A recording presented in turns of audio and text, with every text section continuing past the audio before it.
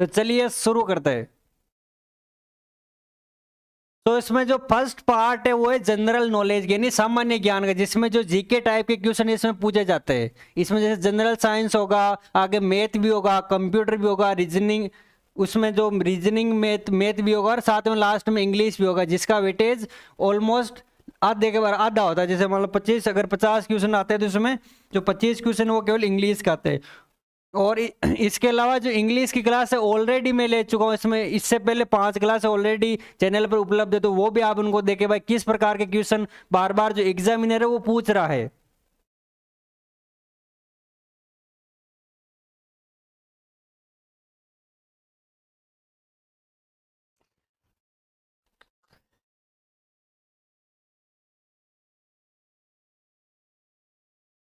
तो इसमें first question है, who wrote the national anthem of India, यानी भारत का राष्ट्रगान किसने लिखा। इसका आपको आंसर बताना है, यानी भारत का जो राष्ट्रगान है। अब कोई ये नहीं बोले कि साहब ये इजी टाइप के क्वेश्चन है, या जो कलर के उसमें इसी टाइप के क्वेश्चन आते हैं, यानी कुछ थोड़ा सा ऊपर नीचे लेवल समटाइम्स हो जाता है। अदरवाइज जो लेवल होता है बेसिक यही होता है भाई, स्टैटिक जीके उसमें हमारी पकड़ एक मजबूत होनी चाहिए। सो इसमें राष्ट्रगान किसने लिखा। सो जो राष्ट्रगान है उसका आप आंसर बताना है कि जो होगा रविंद्रनाथ टैगोर। जैसे एक तो होता है राष्ट्रगान, एक होता है राष्ट्रगीत। राष्ट्रगान से मतलब है जो जन गण मन, यानी ये लिखा था रविंद्रनाथ टैगोर ने। और जो राष्ट्रगीत है, नेशनल एंथम है, सॉरी नेशनल सॉन्ग है, उसको लिखा था बंकिम चंद्र चटर्जी ने। इसके अलावा जैसे जो सरोजनी नायडू है, इसको भारत कोकिला भी कहा जाता है, और ये किसी राज्य की पहली महिला राज्यपाल थी जो कि था यूपी। इसके अलावा जो सुभाष चंद्र बोस, हम सुभाष चंद्र बोस ने उन्होंने जय हिंद का नारा दिया, और जो वो विदेश में जय आजाद हिंद फौज की का भी गठन किया। यानी हम ट्राई करेंगे जो सारे ऑप्शन है उनके बारे में डिस्कस करें, ये नहीं कि जो फर्स्ट क्वेश्चन इसका आंसर ये हो गया, सेकंड का आंसर ये हो गया, इस टाइप से हम कतई नहीं करेंगे। हम ये ट्राई करेंगे हम कितने और क्वेश्चन बन सकते हैं एक क्वेश्चन से, और इससे रिलेटेड जैसे मान लो कोई जो नारा हो गया, या तो ये चीज आप स्टैटिक जीके में आप इनको एक बार वापिस से रिवाइज कर ले, ये बेहद ही जरूरी है। ये देखा जा रहा है कि एग्जाम में जो करंट की ज्यादा क्वेश्चन नहीं पूछे जा रहे, बट इसमें जो स्टैटिक जीके है वो भर भर के पूछा जा रहा है भाई। नेक्स्ट, संयुक्त राष्ट्र संघ का मुख्यालय कहाँ है। अब जब मैं पूछ रहा हूँ संयुक्त राष्ट्र संघ का मुख्यालय, तो इसके अलावा जितने भी जो यूनियंस है उनका भी आप एक बार देख ले। ये नहीं कि आप ये बोल दो कल को भाई साहब हमको तो ये बताया कि ये तो आया ही नहीं, ये कतई आवश्यक जरूरी नहीं है। लेकिन अगर आप मान लो इस प्रकार के जो यूनियंस है, संघ है, उनका सारूका देखो तो कोई सा तो ऑब्वियसली आएगा ही। तो इसमें संयुक्त राष्ट्र संघ का, और जो संयुक्त राष्ट्र संघ का मुख्यालय है वो है आपके न्यूयॉर्क अमेरिका में। इसके अलावा और भी जैसे जो जिनेवा, पेरिस, इनमें भी अलग अलग जो यूनियंस है उनके मुख्यालय है। अब जो जिनेवा में किसका मुख्यालय है इसके बारे में आपको कमेंट बॉक्स में बताना है, देखें। नेक्स्ट, भारत की सबसे लंबी नदी कौन सी है, इसका आंसर देना है भाई।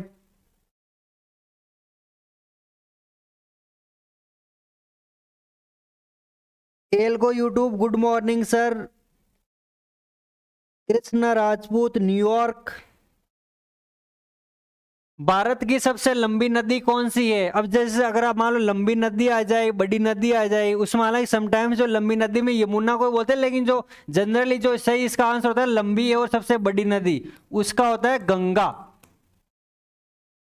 तो इसका सही आंसर हो जाएगा डी। और जो गंगा का उद्गम कहाँ होता है, अब जैसे केवल गंगा का उद्गम आपको नहीं ध्यान रखना, ये तो ध्यान रखना ही रखना, बाद में जो बाकी रिवर्स है इनका भी जो उद्गम कहाँ से होती है तो ये भी आपको पता होना चाहिए। जैसे जो गंगा है उसका उत्तराखंड के गंगोत्री से होता है, यानी इसका जो उद्गम है उत्तराखंड के गंगोत्री से होता है। वैसे जो बाकी रिवर्स है, ब्रह्मपुत्र जो कि असम में बहने वाली नदी है, गोदावरी, यमुना, इनका भी आपको उद्गम स्थल और कौन कौन से जो स्टेट में ये बहती है इसके बारे में भी आपको संपूर्ण जानकारी होनी चाहिए। रिवर्स के बारे में, रिवर्स एक बहुत इंपॉर्टेंट टॉपिक है, इनमें ये लिया जा रहा है जो इंपॉर्टेंट टॉपिक उनसे एक एक क्वेश्चन लिया जा रहा है, और बाद में आपको ये करना होगा जो जो टॉपिक इसमें आ रहे हैं उन टॉपिक को आप डेप्थ में एक बार उसको आप रिवाइज कर ले।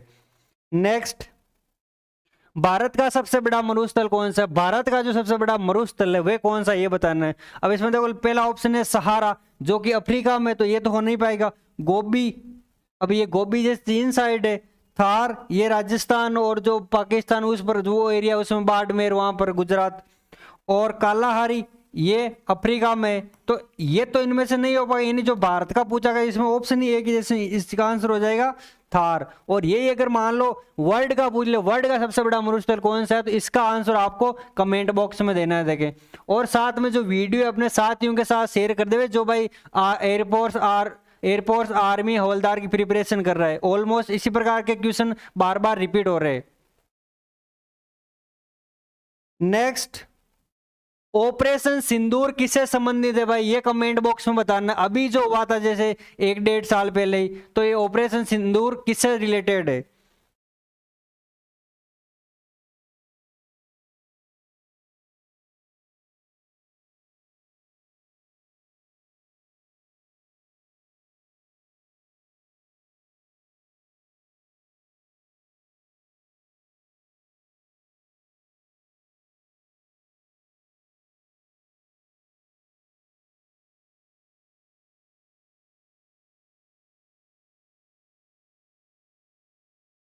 इसके अलावा जो अभी मैंने जो क्वेश्चन पूछा था जैसे WHO WTO, उनका जो मुख्यालय वो जेनेवा स्विट्जरलैंड में। WHO mean world health organisation, WTO world trade organisation. यानी इसमें जितने भी जो रिलेटेड मेन मेन ऑर्गेनाइजेशन है उनका जो मुख्यालय है वो आपको पता होना चाहिए कौन सी कंट्री में है। ऑपरेशन सिंदूर किससे संबंधित है, देखिए कमेंट बॉक्स में क्या आंसर आ रहा है, देखे भाई।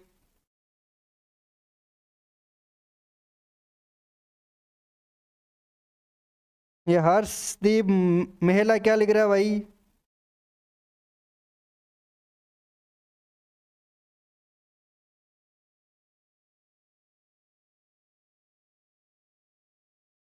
तो ऑपरेशन सिंदूर है इंडियन आर्मी से। इंडियन आर्मी से मतलब है जब भी जो पाकिस्तान पे उन्होंने स्ट्राइक की थी ना उससे रिलेटेड है।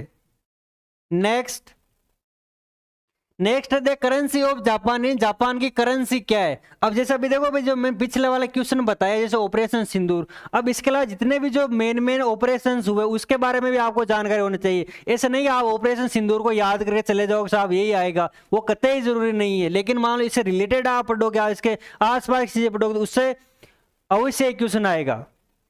नेक्स्ट, जैसे जापान की मुद्रा क्या। अब तो आपको जैसे जापान का पूछा गया था, आपको जो मुद्रा से रिलेटेड जितने भी जो सारे कंट्रीज की जो मेन मेन कंट्री है उनकी जो मुद्रा है उसके बारे में आपको पता होना चाहिए भाई। तो जापान की मुद्रा होती है येन, जैसे अमेरिका की डॉलर, यूरोप की यूरो, और वॉन कहाँ की होती है ये बताना आपको कमेंट बॉक्स में।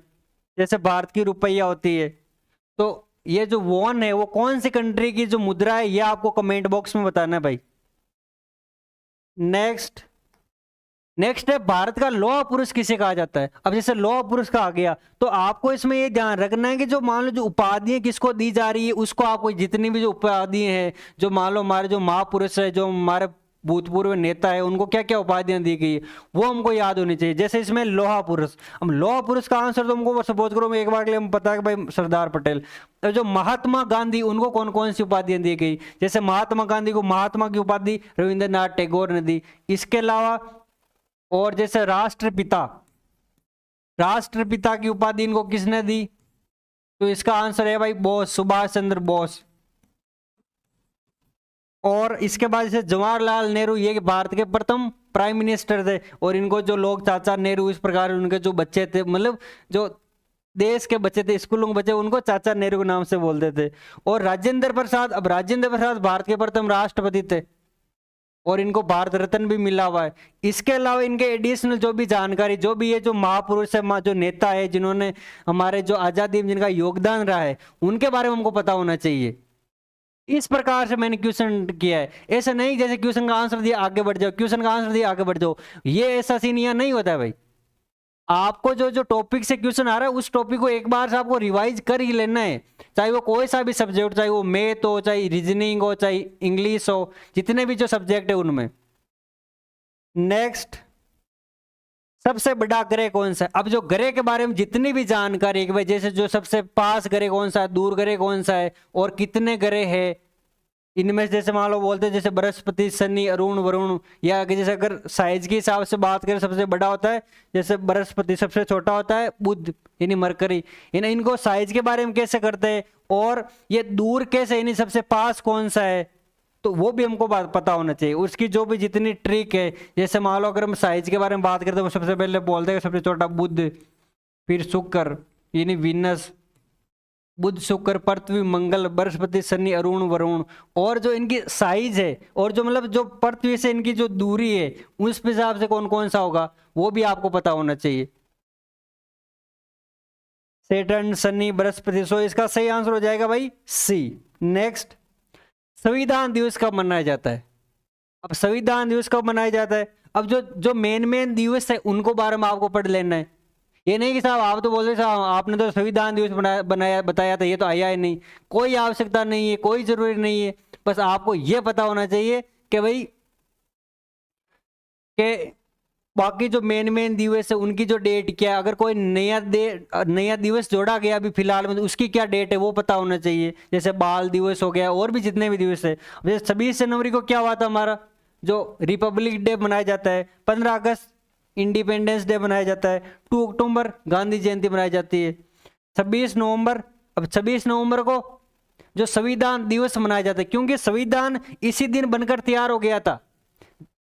यानी एक प्रकार से जो 26 जनवरी को जो रिपब्लिक डे मनाया जाता है लेकिन इस दिन जो हमारा जो संविधान है वो बनकर तैयार हो गया था। तो इस रीजन से यहाँ पर 9 हो जाएगा डी।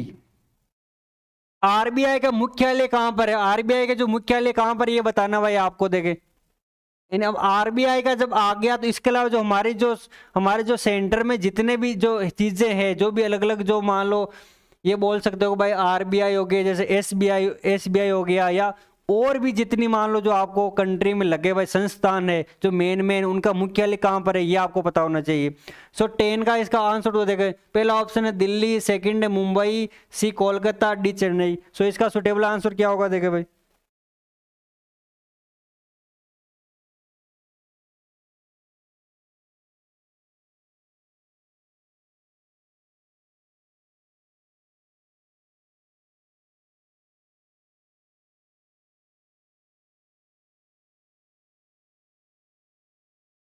आरबीआई का मुख्यालय है भाई मुंबई में, इस या इसमें कोलकाता होगा। ये आपको दोनों में डिफरेंस बताना भाई, जैसे इसका मुंबई होगा या कोलकाता होगा, ये कंफ्यूज करने के लिए आपके लिए सवाल है। आरबीआई यानी रिजर्व बैंक ऑफ इंडिया। अब जो जितने भी जो शॉर्ट फॉर्म उसके बारे में आपको पता होना चाहिए। जैसे मान लो एमएलए है, इसकी फुल फॉर्म क्या होती है, एमपी की फुल फॉर्म क्या होती है, पीएम की फुल फॉर्म क्या होती है, आरबीआई क्या होती है, उस प्रकार से। Next, the SI unit of pressure. Pressure mean जो दाब है उसकी एसआई यूनिट क्या है, तो दाब की होती है क्या। अब इसके बाद देखो जो पार्ट 2 आ गया, पार्ट 2 में हम पढ़ेंगे साइंस की जनरल साइंस है उसकी चीजें। अब पार्ट 2 में क्या करना है भाई आपको, इसमें जो साइंस के रिलेटेड जो क्वेश्चन है। अब जैसे दाब, दाब को होती है पास्कल। अब पास्कल हो गया। अब इसके बाद जो बाकी भी जो एसआई यूनिट्स है इसके बारे में भी आपको इंफॉर्मेशन होनी चाहिए। जैसे जूल होती है, ये कार्य, वर्क या एनर्जी की होती है, वर्क या एनर्जी इसकी। इसके बाद में वाट, वाट होती है एक प्रकार से जो आप ये बोल, जैसे मान लो न्यूटन, न्यूटन होती है बल की, ये होती है आप बोल सकते हो पावर की, और पास्कल गेंद आपकी होगी। अब इससे रिलेटेड जो भी जो एसआई यूनिट्स है उसको आप उसके बारे में आपको पता होना चाहिए, उसको आप एक बार रिवाइज कर लेवे। नेक्स्ट, सूर्य के प्रकाश से कौन सा विटामिन प्राप्त होता है। सो सिंपल, ये तो सपोज करो आपको पता है भाई विटामिन डी हो गया, लेकिन बाकी अब जो विटामिन है इनका जो वैज्ञानिक क्या नाम, जैसे मान लो एक का होता है रेटिनॉल, बी में जो बहुत सारे होते हैं, जैसे मान लो B1 होता है थायमीन, B1 होता है thymine, B2 riboflavin, niacin, B12 साइनोकोबाल्ट। तो ये सारी चीज़ें आपको पता होनी चाहिए। इसके बाद में सी एस्कार्बिक एसिड, डी, इसके बाद विटामिन के, विटामिन ई। तो इनके बारे में जो इंपॉर्टेंट जानकारी अभी मैं नहीं चाहता भाई आपको लिखकर मैं बताऊं और आपका टाइम वेस्ट हो। मैं जस्ट बता रहा हूँ आप किस प्रकार से एक बार रिवीजन कर लेना एग्जाम से एक दिन पहले, अभी आपके पास टाइम है तो। अदरवाइज इसका मैं आंसर लगा कर ये सारा मैं लिख दूंगा, उसका कोई सेंस कतई नहीं बनाता है। नेक्स्ट है मानव हृदय में कितने कक्ष होते हैं? तो मानव हृदय में 4 कक्ष होते हैं जिनमें आप पढ़ते हो। अच्छा, मानव हृदय का मतलब ये नहीं कि इस प्रकार का, ये तो ऐसे फिल्मों में अच्छा लगता है, जो हालांकि ये भी इतना अच्छा नहीं बना है, लेकिन जो मानव का जो रियल हृदय वो तो जैसे जो शादियों में लगा जनरेटर होता है उसकी तरह होता है। सो इसको इस प्रकार से ना देखे भाई इस प्रकार होता है, उसमें अलग प्रकार की जो मान लो बहुत सारी डक्ट होती है। सो इसमें 4 कक्ष होते हैं, आलिंद, 2 आलिंद और 2 नीले, जिसमें जो जो इसका काम होता है भाई जो जो शुद्ध रक्त है इसको मान लो वापस जो शरीर तक भेजना, और जो खराब रक्त है उसको वापस वहां से लाना, और बाद में किडनी उनसे ब्लड को फिल्टर करने के लिए भेजना। सो ये इसका काम होता है। इसमें 4 कक्ष होते हैं, 2 आलिंद और 2 नीले। अब जैसे मान लो हृदय से रिलेटेड आ गया, तो बाकी जो मान लो जो हमारे बॉडी पार्ट्स है उनके बारे में हमको जानकारी होनी चाहिए। जैसे मान लो कौन सा बड़ा बड़ा मान लो अंग है ये बोल सकते हैं, या जैसे कौन सी ग्रंथियां हैं, इससे कौन सा हार्मोन स्रावित होता है, ये मानव शरीर के बारे में जो चीजें हैं ना मानव शरीर से रिलेटेड, क्योंकि साइंस में ये मेनली तो हम यही पढ़ते हैं, मानव शरीर हो गया, इससे अलावा जो जैसे कोई रोग हो गया, कोई विटामिन हो गया, तो इनके बारे में आपको एक बार से इसको रीड कर लेना भाई। तो इसका आंसर हो जाएगा सी। नेक्स्ट, पानी का क्वथनांक क्या है? अब पानी का क्वथनांक का मतलब है पानी कब बॉईल होना स्टार्ट होता है, यानी कब वो वाष्प में चेंज होना स्टार्ट होता है। तो इसका आंसर होता है 100 डिग्री सेंटीग्रेड। जैसे 0 डिग्री सेंटीग्रेड पर पानी फ्रीज होना स्टार्ट होता है, फ्रीजिंग पॉइंट होता है। सो वैसे ही जो पानी का क्वथनांक है, बॉइलिंग पॉइंट है, वो है भाई 100 डिग्री सेंटीग्रेड। अब जो मान लो इसके अलावा जैसे मान लो सब मनुष्य का जो स्वस्थ मनुष्य का कितना ये बोल सकते हैं भाई कितना तापमान होता है, तो इससे तापमान से रिलेटेड ये आपको जानकारी होनी चाहिए। इसके अलावा जैसे मान लो सेंटीग्रेड में दिया गया है तो इसको फ़ारेनहाइट में कैसे चेंज करना है, तो वो फॉर्मूला भी भाई आपको पता होना चाहिए। नेक्स्ट, अग्निशामक यंत्रों में किस गैस का यूज किया जाता है? इन जो अग्निशामक यंत्र होते हैं जिनमें जो आग बुझाई जाती है उसमें कौन सी गैस का जो यूज किया जाता है? जैसे आप देखते हो ना इतने बड़े बड़े रेड कलर के, तो उसमें कौन सी गैस का यूज किया जाता है? इसका आंसर दो भाई। देखे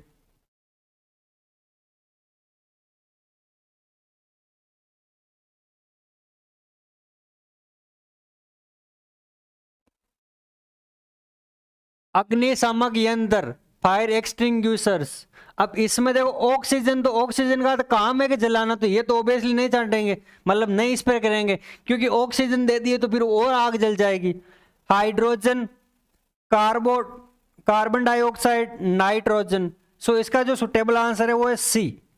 अब इसके अलावा जो बाकी गैस है उनका यूज क्या होता है, इनके बारे इनका जो मान लो क्रमांक कौन सा है वो सारी जानकारी, या जो मेन उनके जो आविष्कारकर्ता कौन है, डिस्कवर किसने की, इंस्टेड ऑफ आविष्कारता इन्हें डिस्कवर किसने की, ये आपको पता होना चाहिए। इन्हें जो गैसें हैं या जैसे मान लो कोई एलिमेंट है, एलिमेंट मीन जैसे केमिस्ट्री में होते हैं, जैसे मान लो जैसे आप पढ़ते हो हाइड्रोजन, हीलियम, जो ठोस है लिक्विड है उनके बारे में जानकारी होनी चाहिए। जैसे अभी जो सोडियम है उसको उसका क्रमांक कितना है, उसको जो मिट्टी का तेल है उसमें क्यों रखा जाता है, तो वो उन सारी प्रकार की चीजें यानी जो केमिस्ट्री से रिलेटेड चीजें हैं ये भी आपको एक बार रिवाइज कर लेना भाई।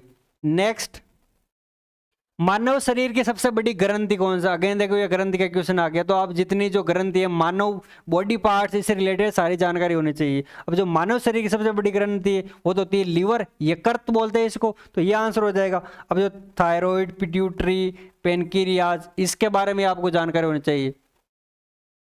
नेक्स्ट, शुद्ध जल का पीएच मान क्या होता है? अब शुद्ध जल इसको आप ऐसे याद रखना है, शुद्ध यानी सच्चा, और सच्चा 7, ऐसा आप इसको याद रख सकते हो। पीएच मीन जैसे पीएच जो इस साइड जो मान लो एसिडिक, और इस साइड आगे जो बेस यानी सारी, और यहाँ पर जो 7 यानी बीच का मान, यानी एक से चूक धातु होता है ना पीएच मान, जो सोरेनसन ने बनाई थी। सो यहाँ पर जो सच्चे सही पानी होता है उसका क्वथनांक होता है 7।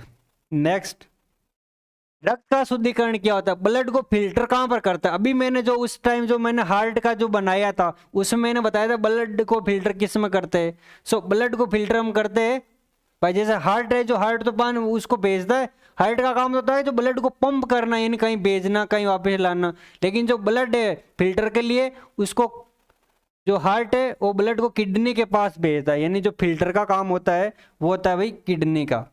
नेक्स्ट, ध्वनि किस माध्यम में नहीं चल सकती? ध्वनि उस माध्यम में नहीं चल सकती जैसे सॉलिड में चल सकती है, लिक्विड में चल सकती है, गैस में चल सकती है। लेकिन अगर मान लो वैक्यूम में, यानी कोई जैसे रूम में वहाँ बिल्कुल ही कुछ हवा भी नहीं है, गैस ही नहीं है, तो वहाँ पर वो ध्वनि वहाँ पर ट्रेवल नहीं कर सकती। यानी इसका सही आंसर हो जाएगा भाई वैक्यूम। अब इसके बाद में जो ध्वनि की प्रकाश की चाल, वो सारी चाल जैसे जिसको आप पढ़ते हो 3 × 10⁸ इस प्रकार की जानकारी आपको पता होना चाहिए। नेक्स्ट क्वेश्चन, पौधों में हरा वर्ण कहलाता है, पौधों में हरा वर्ण किसकी वजह से होता है, वो क्यों होता है, ये बताना आपको। हम हरा वर्णक होता है क्लोरोफिल की वजह से, यानी जो क्लोरोफिल पाया जाता है ना, उसी वजह से जो पौधे अधिकतर जो प्लांट्स है वो ग्रीन कलर के होते हैं, हरे कलर के होते हैं। तो इसका हो जाएगा क्लोरोफिल। हीमोग्लोबिन, मेलेनिन, का कैरोटीन। जो कैरोटीन वो तो हमारे आई थिंक वो नेल्स में या जो हेयर से उसमें पाया जाता है। हीमोग्लोबिन ये हमारे ब्लड में पाया जाता है। मेलेनिन किस में पाया जाता है ये बताना आपको भाई कमेंट बॉक्स में देखें। नेक्स्ट, अब इसके बाद जो मैथ्स के क्वेश्चन आ रहे हैं भाई, अब मैथ के क्वेश्चन ये मैं ट्राई करूंगा जितने क्वेश्चन हो सकते उनको सॉल्व ही किया जाए।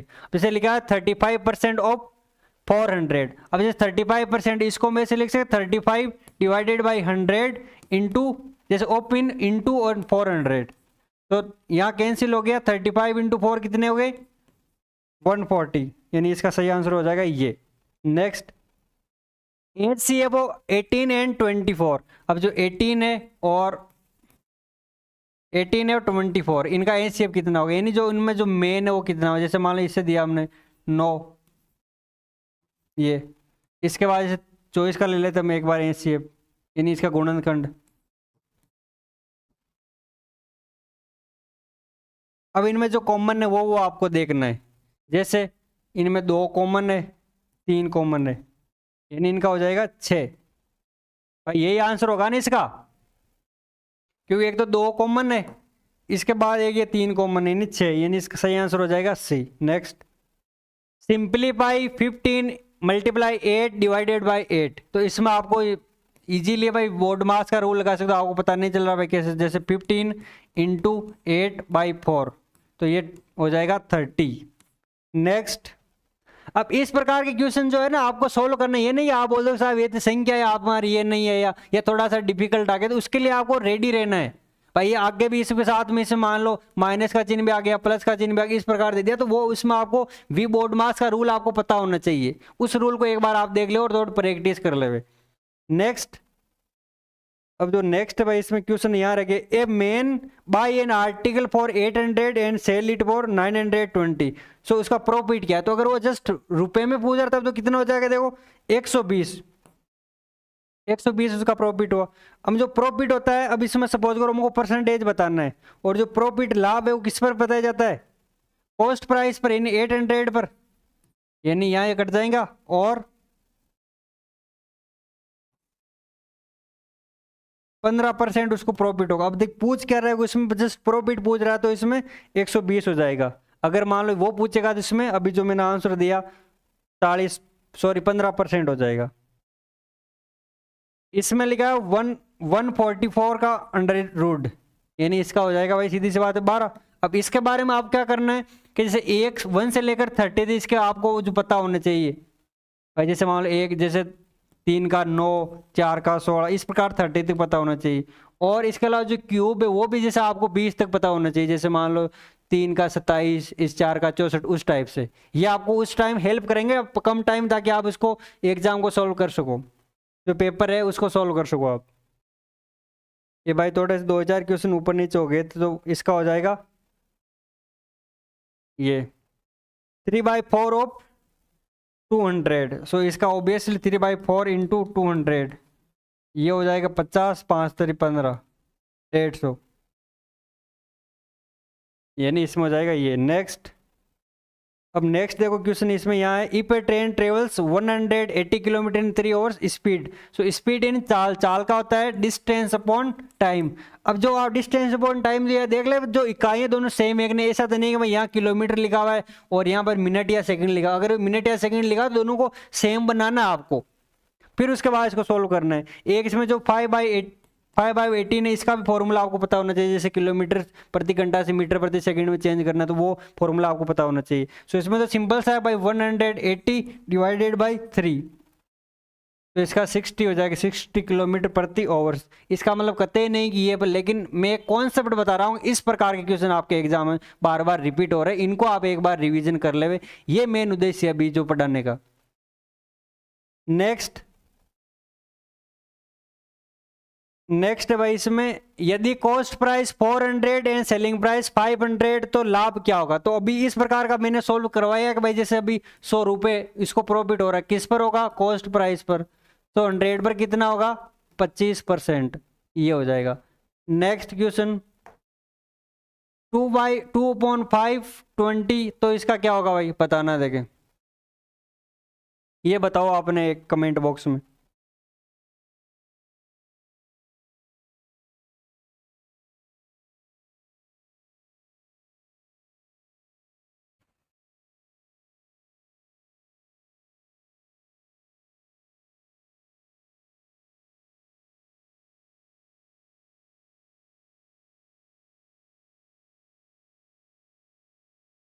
अब इसको कैसे सोल्व करोगे, देखें। अब देखो, इसको सोल्व करने का तरीका ये हो सकता है कि जैसे मान लो आपने इनको गुणा कर दिया, 20 × 5 डिवाइडेड बाई 2, तो 10 × 5 कितना हो जाएगा, 50। यानी इन दोनों को मल्टीप्लाई कर दो, पास वालों को इनमें दो से डिवाइड कर दो, इस प्रकार से वो कर सकते हो आप। Next, simple interest on 1000 at 10% for 2 year. तो सिंपल इंटरेस्ट का सिंपल सा है कि भाई जैसे जो सिंपल इंटरेस्ट ऑन, यानी इस पर से 1000 × 10 × 2 डिवाइडेड बाई 100, यानी 200, ये हो जाएगा। अब जो सिंपल इंटरेस्ट है, इसके अलावा जो आपको चक्रवर्ती ब्याज है उसका फॉर्मूला पता होना चाहिए। और इसमें कोई सा भी मान लो देकर कोई पूछ ले, उसके बारे में आप तैयार रहे। पार्ट 4 है कंप्यूटर। इन अभी तक हमने क्या क्या पढ़ लिया भाई, सबसे पहले हमने पढ़ी थी जो जीके जनरल अवेयरनेस है वो, उसके बाद में साइंस पढ़ी थी, उसके बाद में हमने अभी मैथ कंप्लीट किए, उसके बाद अभी ये कंप्यूटर के 5 क्वेश्चन है। देन इसके बाद जो आपका सबसे अधिक वेटेज रखता है, यानी आधे से ज़्यादा, वो है इंग्लिश। उसके बारे में हम और ढंग से डिस्कस करेंगे। हालांकि इसके अलावा इंग्लिश से रिलेटेड मैंने 3-4 वीडियो इस चैनल पर अपलोड कर दी है, जिसमें बहुत चांस है कि उस प्रकार के क्वेश्चन आएंगे। और इसके अलावा पैसेज, उसको भी आप किसी जो 1-2 पैसेज उसे प्रिपरेशन कर ले, एक बार प्रैक्टिस कर ले भाई किस प्रकार के क्वेश्चन आ रहे हैं, आंसर किस प्रकार दिए जाते हैं। क्योंकि ये कोई 11-12 का एग्जाम तो है नहीं कि भाई आपको आप यहाँ से यहाँ तक लाइन मैच का आपने वर्ड मिला और आपने सीधा लिख दिया। वहाँ पर ऑप्शन रहेंगे, तो आपको जो सुटेबल ऑप्शन है उसी को आपको टिक करना है, उसी को सिलेक्ट करना है। सो ब्रेन ऑफ कंप्यूटर, यानी कंप्यूटर का ब्रेन क्या होता है, यानी कंप्यूटर मेन किसे चलता है। सो उसके लिए जैसे देखो रैम रोम, अब जो रैम रोम है ये तो इनकी मेमोरी है, तो ये तो इसका आंसर नहीं होगा। इसके अलावा सीपीयू और माउस का काम होता है, अगर जब आप कल आप एग्जाम देने जाओगे तो माउस का मतलब है कि जो आप किसी को सिलेक्ट करना है तो उस पर आप जो लेफ्ट वाला जो क्लिक करके जो सिलेक्ट कर सकते हो। कई मेरे भाई ऐसे होंगे जो मान लो फर्स्ट टाइम जा रहे हैं, तो वो एक बार जो मान लो यूट्यूब से देख ले, या कोई मान लो जो आपके पास कोई पास में सेंटर है जहाँ पर जो कंप्यूटर कोर्स वाला सिस्टम है, वहाँ पर एक बार उसको चलाकर देख ले भाई उससे कि भाई किस प्रकार को यूज़ किया जाता है, कितना हिलाना है। पता चला आप इसको यूज नहीं कर पा रहे हो, तो ये भी जरूरी। मान लो आप क्वेश्चन आ रहे और आप उसको मान लो कर्सर को सही से कर नहीं पा रहे, तो टाइम पूरा उसमें लग रहा है, तो एक बार उसकी भी आप प्रैक्टिस कर ले भाई। तो इसका सही आंसर हो जाएगा सीपीयू, यानी सेंट्रल प्रोसेसिंग यूनिट। अब इनमें जो कंप्यूटर में कुछ जो बहुत ऐसे है जो जिनके आपको फुल फॉर्म पता होना चाहिए, जैसे अभी जैसे सीपीयू आ गया, उधर आगे रैम रोम आया उनका, जैसे रैम यानी रैंडम एक्सेस मेमोरी, तो इस प्रकार की जानकारी आपको पता होनी चाहिए भाई। Next question, which is an output device, इनमें से आउटपुट डिवाइस कौन सी है भाई, ये बताना है।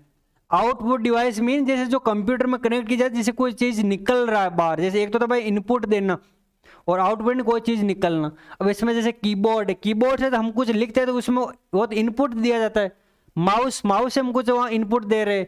स्कैन हम कुछ चीज कर रहे हैं तो वो वापस कंप्यूटर में दिख रही है, नहीं वो भी इसमें इनपुट दे रहे हैं। लेकिन प्रिंटर का मतलब है जो हमारे कंप्यूटर में सॉफ्ट कॉपी है उसको हार्ड कॉपी में चेंज करना, और ये इसका सही आंसर हो जाएगा। यानी इसका सही आंसर हो जाएगा भाई प्रिंटर। एक बार भाई अपने जो साथ ही उनके साथ वीडियो को शेयर कर दे और वीडियो को लाइक जरूर करे भाई एक बार। Next, full form of PDF. PDF की full form portable document format, so इसका हो जाएगा ए। नेक्स्ट,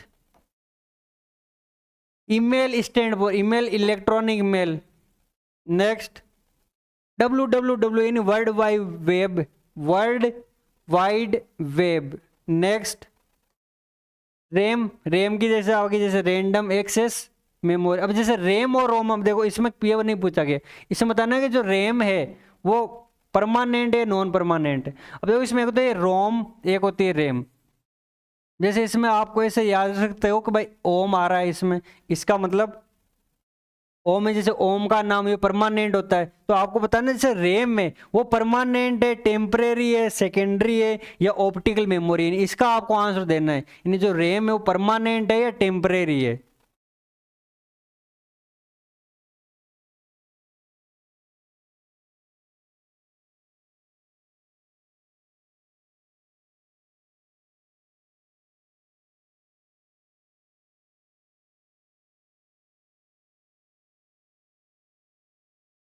ऑलरेडी भाई मैंने आंसर दे दिया कि जो परमानेंट है उसमें से ओम आ रहा है, ओम का नाम परमानेंट है नहीं, ये परमानेंट है। जबकि जो रैम है ये जैसे हम जो अपने सिस्टम को बंद करेंगे वैसे उससे जो रिलेटेड चीजें अगर उसको हम सेव नहीं करेंगे तो वो चीजें डिलीट हो जाएगी, यानी इसका आंसर हो जाएगा जो रैम है वो टेम्परेरी है। Next, which software is used for presentation, यानी प्रेजेंटेशन के लिए अलग अलग प्रकार, जैसे मान लो यहाँ पर अभी तो जैसे ये पीडीएफ से पढ़ाया जा रहा है, सपोज करो यहाँ पर कुछ जैसे इमेज भी आ रही है, कोई चीज़ प्रेजेंट किया जा रहा है, उसके लिए कौन सा जो सिस्टम है उसका यूज किया जाता है। सो उसके लिए किया जाता है MS पावर पॉइंट का, जिसमें हम अलग अलग चीज़ें पिक्चर्स ऐड कर सकते हैं, एनिमेशन ऐड कर सकते हैं, ट्रांजेक्शन ऐड कर सकते हैं। तो वो अब पेंट का काम है, जो हमारा पेनने वाला नहीं है, ये पेंट का मतलब कुछ चीज़ें ड्रॉ करना है, ड्रॉइंग करना है।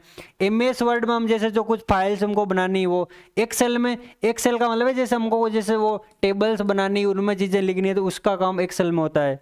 जैसे हमको कोई रिजल्ट प्रिपेयर करना है, वो सारी चीज़ें। नेक्स्ट है 1 KB। अब देखो इसमें जो 1 KB हो गया, MB हो गया, इसमें ये चीज़ ध्यान रखना कि जब भी अगर जैसे यहाँ तो 1 KB पूछा है, अगर एक MB का पूछ ले तो क्या होगा, तो इसमें होगा जैसे 1024 KB।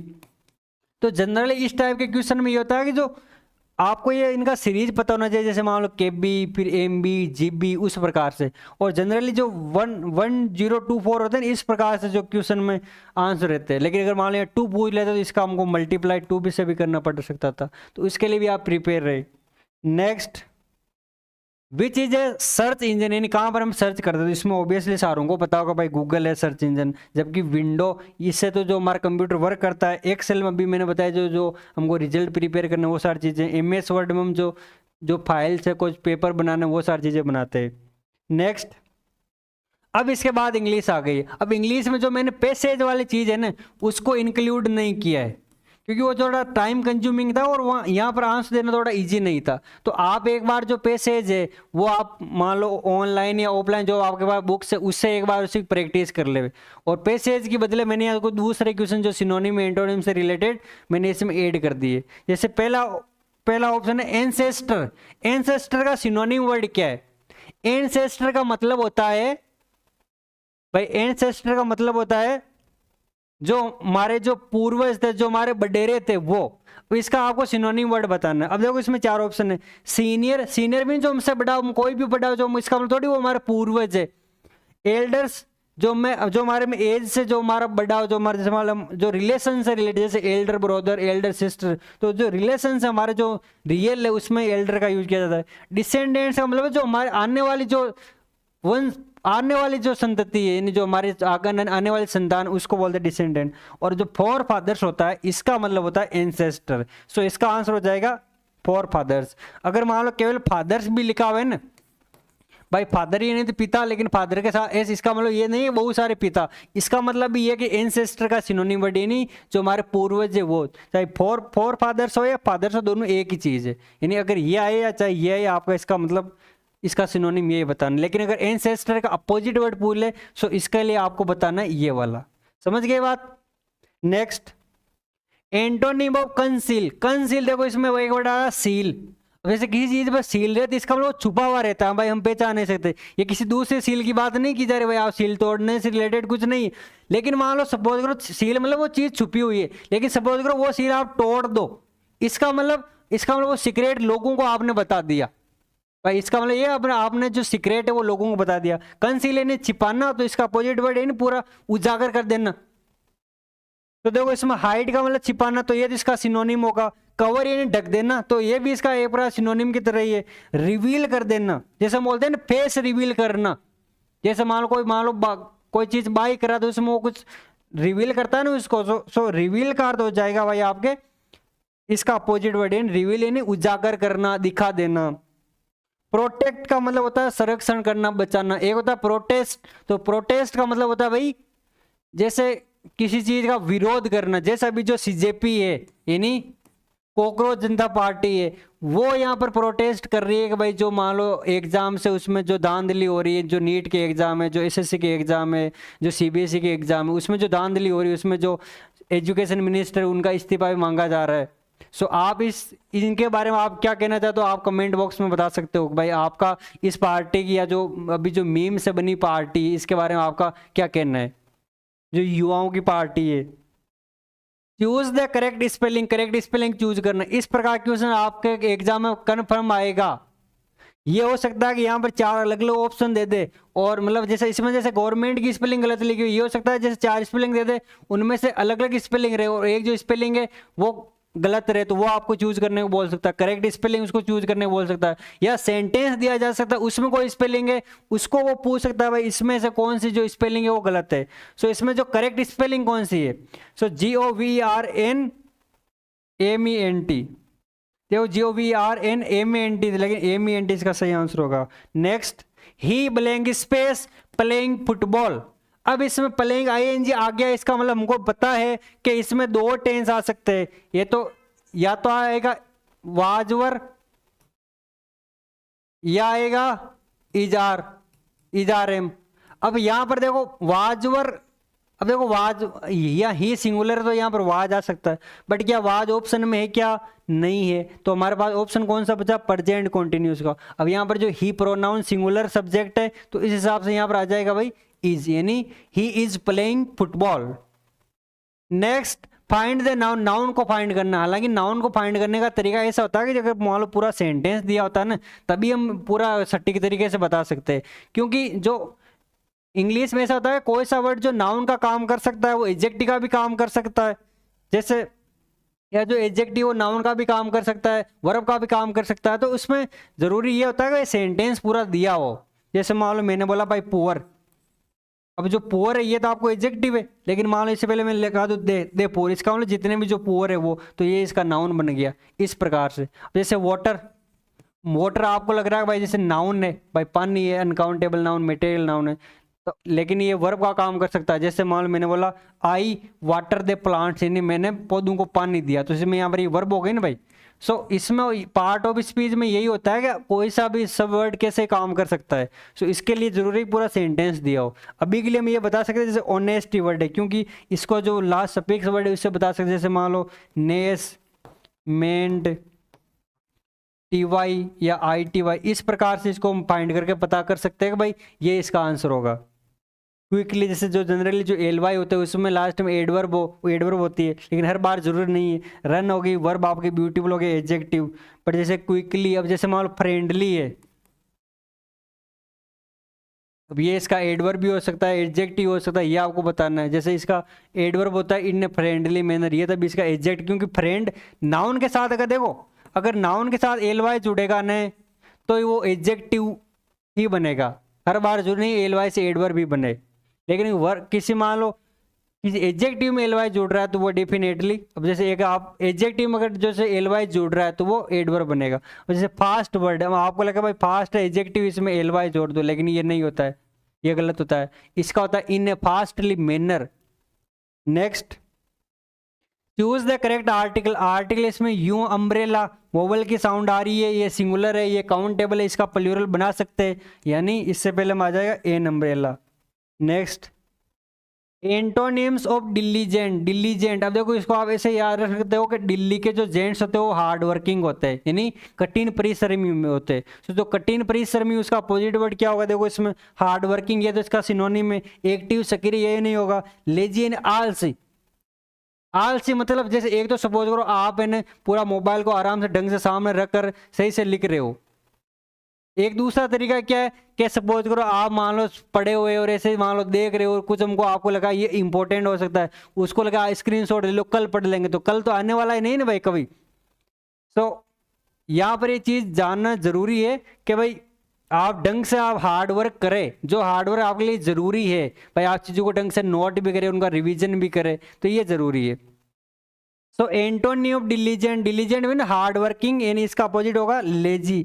सिंसियर मीन तो होता है जो काम को पूरा ढंग से करे, जैसे अगर आप मान लो पढ़ाई ढंग से कर रहे हो यानी आप सिंसियर हो, लेकिन ढंग से नहीं कर रहे हो यानी आपके पता नहीं आप ऐसे पड़े हुए हो आराम से कूलर की एसी हवा में, तो ऑब्वियसली इसका मतलब है कि भाई आप काम को ढंग से नहीं कर पा रहे हो, यानी आप डिलीजेंट नहीं हो।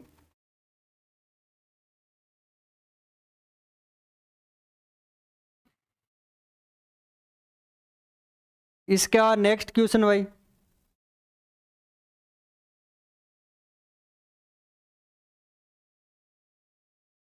नेक्स्ट क्वेश्चन है सी बोलेंगे स्पेस टू स्कूल डेली। सो यहाँ पर जो एडवर्ब है डेली, ऑलवेज, नेवर, डेली, तो यह आता है प्रेजेंट सिंपल में। प्रेजेंट सिंपल में जो ये सेंटेंस है पॉजिटिव, तो यहाँ या तो आएगी वर्ब की फर्स्ट फॉर्म या वर्ब की फर्स्ट फॉर्म के साथ भाई एस और ईएस, ये आएगा इसमें। सो यहाँ पर सी सिंगुलर सब्जेक्ट है तो वर्ब के साथ एस और ईएस, यानी इसका आंसर हो जाएगा goes. Next, choose the correct sentence, इसमें से जो करेक्ट सेंटेंस है वो चूज करना है।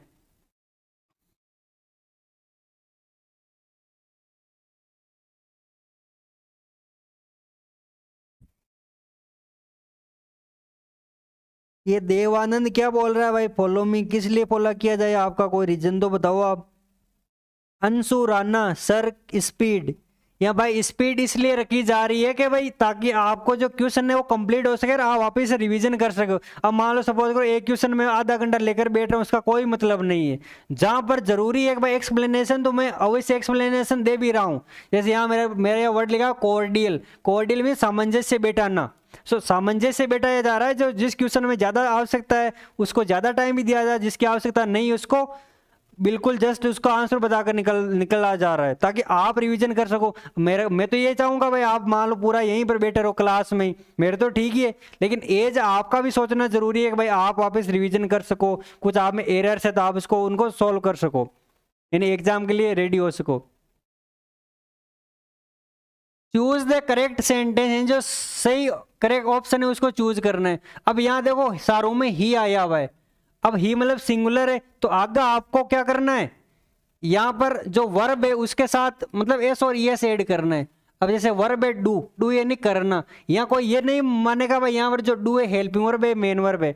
हेल्पिंग वर्ब होते हैं जब ये सेंटेंस पॉजिटिव होता है, ये तो सॉरी सेंटेंस अगर नेगेटिव होता है, इंट्रोगेटिव होता है, तब ये हेल्पिंग वर्ब होती है। यहाँ पर तो सारे के सारे सेंटेंस ही पॉजिटिव है, यानी यहाँ पर वर्ब की फर्स्ट फॉर्म के साथ या तो वर्ब की फर्स्ट फॉर्म आएगी एस और ईएस। अब एस और ईएस आ रहा है क्योंकि ये जो सब्जेक्ट है वो सिंगुलर है, और यहाँ एस और एस में ऑब्वियसली ईएस आएगा, क्योंकि जब अगर जो वर्ब है उसका last word S, double S, C H, S H, X O Z आ जाए तब आपको भाई तब आपको इसमें ईएस ऐड करना है।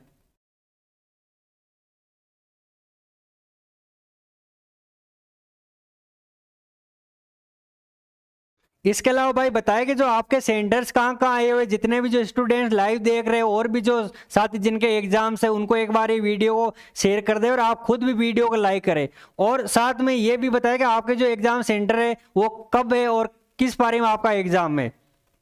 और कल वापस अगर इस वीडियो के जो कमेंट बॉक्स है उसमें जो क्वेश्चन है वो भी एक बार लिख दे, जो आपको याद रहे उसी टाइम आप लिख दे देखें, फिर उसका भी एनालिसिस हो जाएगा कि भाई जो जिस प्रकार के जो क्वेश्चन मैं पढ़ा रहा हूँ उस प्रकार के एग्जाम आ रहे हैं कि नहीं आ रहे, या ऐसे ही मान लो आप भी अपना टाइम वेस्ट करें और मैं भी अपना टाइम वेस्ट कर रहा हूँ। तो इसमें सही आंसर हो जाएगा he does his work. Next, beat around the bush, beat around the bush यानी सपोज करो मान लो हमको कहीं जाना है, मतलब हमको हम खेत में और हम एक जो बुश बुश मतलब होता है झाड़ी, उसके चारों में घूम रहे हम, लेकिन हम इसका मतलब हम बात को ऐसे घुमा रहे हैं, एक प्रकार से हम घूम रहे हैं, बात को हम घुमा रहे हैं। इन देखो क्या है, टू हंट एनिमल्स, यानी जो जानवरों को हंटिंग करना, एनिमल्स नहीं होगा। To avoid the main topic, to work hard, to speak loudly. इसका मतलब बीट अराउंड द बुश, सीधी बात नहीं कहता ना। एक तो जैसे ऐसा होता है ना, कुछ पर्सन जो भाई जिसको वो बोलनी वो बोल कर ही रहता है, भाई जैसे मेरे को तेरे को ये बात बोलनी है, अब तू मेरे को हाँ कर या चाहे ना कर, मैंने प्रपोज कर दिया है। सो ये चीज़ होती है बीट अराउंड द बुश ना, हम ऐसे माहौल बना रहे, कुछ बोल नहीं रहे। सो वो चीज़ नहीं होनी चाहिए। सीधा आप बता दे भाई ये चीज़ है, वो आपको तू हाँ कर चाहे ना कर, तेरी मर्जी। बीट अराउंड द बुश का मतलब होता है to avoid the main topic, and main topic को अवॉइड करना और कुछ आसपास की बातें करना कि भाई हम ऐसे शहर, हम वैसे शहर, तू ऐसे शहर वैसे। लेकिन बीट अराउंड द बुश यानी मेन टॉपिक से बचना और बाकी चीजें करना। नेक्स्ट, अब ये जो लास्ट क्वेश्चन हो गया भाई, अब जो आपसे ये मान लो रिक्वेस्ट की जाती है कि भाई आप एक बार एक तो अच्छी नींद लेकर जाइए। आप हो सकता है आप एग्जाम सेंटर के पास पहुंच भी गए होगे, तो आप प्रॉपर अच्छे से नींद ले, बाद में जो एग्जाम सेंटर है उससे टाइम से पहले ही पहुंच जाए। और जो आप जो ज़रूरी डॉक्यूमेंट्स है वो साथ में लेकर जाए। ये नहीं फिर बाद में वहाँ पर इमित्रों पर भाग रहे हो, भाई ये चीज़ नहीं है वो चीज़ नहीं है, जैसे फ़ोटो हो गया, आधार कार्ड हो गया, जो आपका एडमिट कार्ड वो हो गया, तो ये ज़रूरी है। और धन्यवाद है कि आपने इस वीडियो में अभी तक ये जुड़े रहे, उसके लिए आपका तहे दिल से धन्यवाद। Thank you. राम राम सा।